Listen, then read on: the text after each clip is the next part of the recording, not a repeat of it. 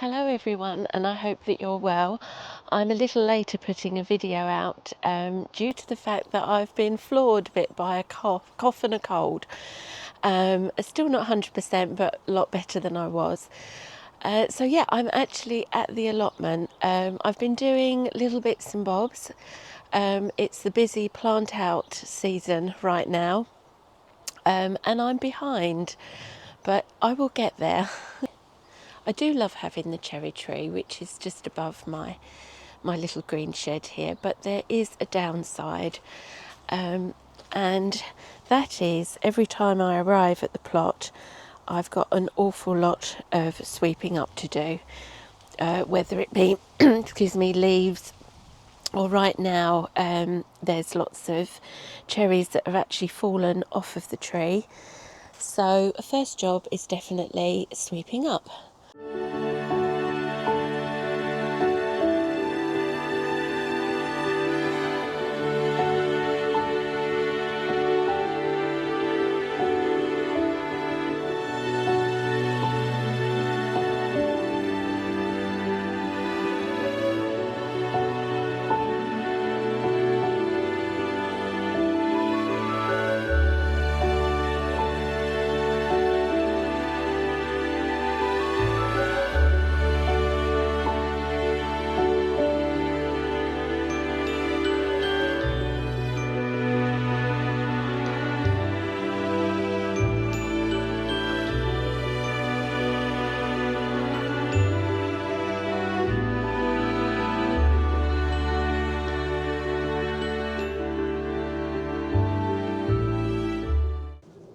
It's been some time since I've shown you the allotment, so what's been happening?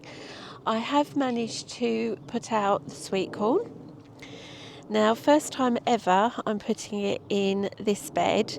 Normally it goes in the top left corner of the allotment, but that's been totally overtaken by raspberries.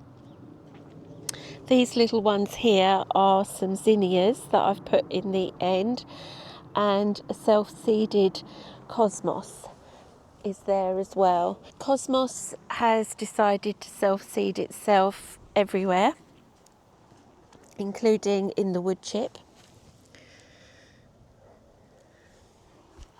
This side I've got some courgettes and some more sweet corn, which were like the sad ones, which I put as spares. One has already gone missing. My carrot box, the whole lid of it is covered in fox paw prints.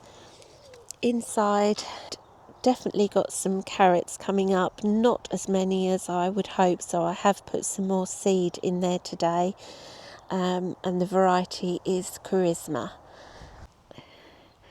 I have one bed that's dedicated to flowers here, and it looks like the poppies are taking over quite a bit.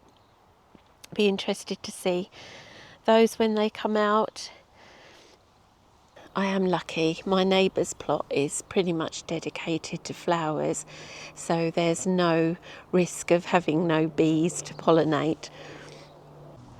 There's still a real lack of wood chip on the plot.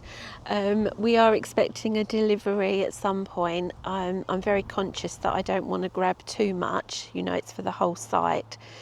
But when that does come, I will get a couple more barrows and I will gradually start filling in all the gaps.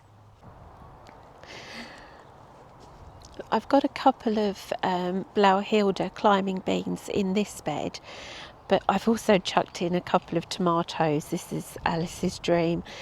And these are fox defences. For some reason, they absolutely love digging this bed up. So I've attached some wire shelves just to see if it'll be a deterrent. All my brassicas are in. They've been netted.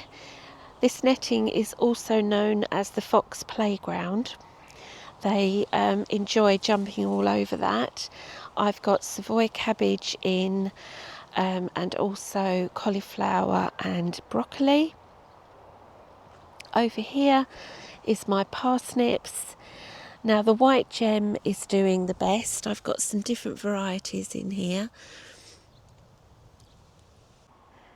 inside the polytunnel, which is going to be my place for doing all my sweet peppers again this year. I've got a mix of Paragon and California Wonder. Now these are looking a little bit sickly, the colour wise. They need to be potted on. Over here I have got the ones that I've potted on, and they're doing great. Blueberries, I've got plenty forming there. I'm just waiting for those to turn ripe. Going up the plot, I've got my Charlotte potatoes outside the polytunnel. They need another water. They're the only potatoes that I'm going to grow this year. My garlic here, you can see that's got rust. That all needs to come out very soon. This side is my onions. This is the Stir-on variety, same as what I grew last year, I believe. And yeah, they're bulbing up. They're looking pretty good. Now my strawberries have done incredibly well. I don't know whether it's because they're in this metal bed. Maybe it's warmed up for them, but I've harvested so many.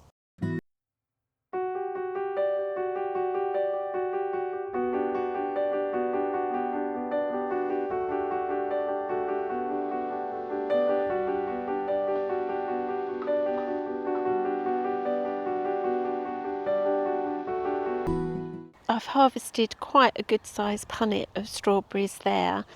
I've noticed that a few of them are going rotten at the bottom, so I'm going to stick some straw in here to protect them a little bit. Now, I can't physically eat the amount of strawberries that are growing right now.